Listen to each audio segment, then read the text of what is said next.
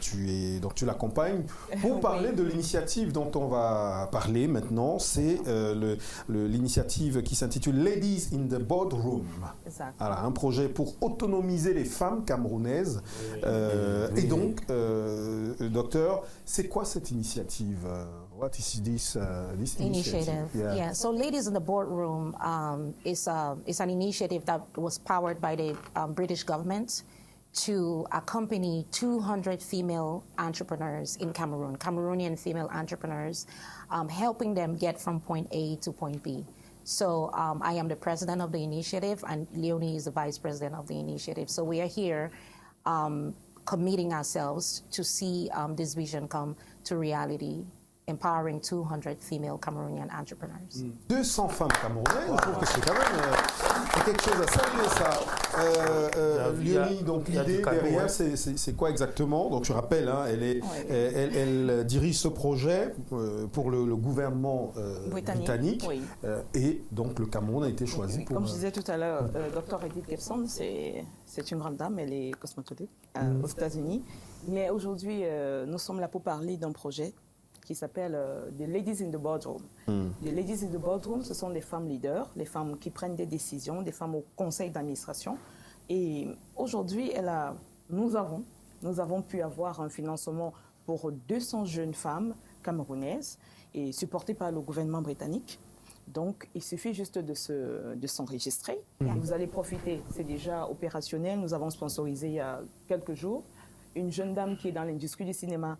On lui a offert une petite bourse d'1 million de francs CFA. Donc c'est très intéressant comme projet. Vous savez, les Britanniques, ça ne joue pas, c'est sérieux. Donc il faut se faire enregistrer parce que nous, en tant que femmes d'affaires, femmes entrepreneurs, nous voulons soutenir la jeune fille camerounaise. Donc il est important de noter qu'aujourd'hui, les Ladies in the Boardroom accompagnent leurs sœurs camerounaises. Donc toute jeune fille porteuse de projets, micro-projets, doit venir s'enregistrer. Tell us, Doctor, about the goal of this initiative. Okay, so the goal is to be able to take the entrepreneur from point A to point B. So we have been able to, we're not very choosy in our selection. So we went from the lowest category of entrepreneur to like the highest category. So we're looking at from entry-level entrepreneurs, those who are not even registered, to those who are registered, maybe doing only about 100,000 a month, to those who are making even up to 5 million a month, and even those who have been exposed and have traveled overseas. We're looking at the possibility of exposing them to international markets. So the idea is, regardless of where you are as an entrepreneur, we want to be able to help you get from point A to point B. So that's the objective. And the selection, comment ça se fait la sélection? Tout le monde. Yes. Comme on a dit, vous pouvez juste avoir une idée de projet. On vous accompagnera. Vous pouvez déjà faire peut-être 100 000 francs ou moins, ou même 1 million et tout. Donc c'est un cadre qui... Mais comment on fait, comment on informe si on a une idée, on fait quoi? Comment on contacte? On vous accompagne. Nous avons une page Facebook, The Ladies in the Boardroom.